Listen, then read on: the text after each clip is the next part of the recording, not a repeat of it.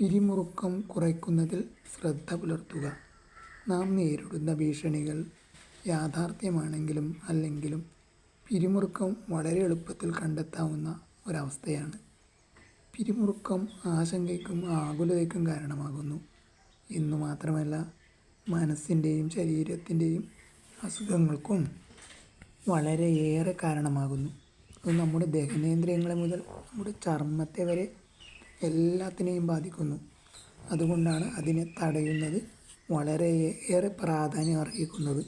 പിരിമുറുക്കം കൊണ്ട് നമുക്കുണ്ടാകുന്ന വിനാശത്തെ ഒഴിവാക്കുന്നതിന് അത് വളരെയേറെ പ്രധാനമാണ്. അതുകൊണ്ടാണ് ശ്രദ്ധ പുലർത്തുക എന്ന പ്രവൃത്തി പല വിദഗ്ധരും ശുപാർശ ചെയ്യുന്നത്. പിരിമുറുക്കം കുറയ്ക്കുന്നതിനുള്ള ഈ രീതിയുടെ അടിസ്ഥാന തത്വം അവനവനിൽ ശ്രദ്ധ കേന്ദ്രീകരിക്കുക എന്നതാണ്.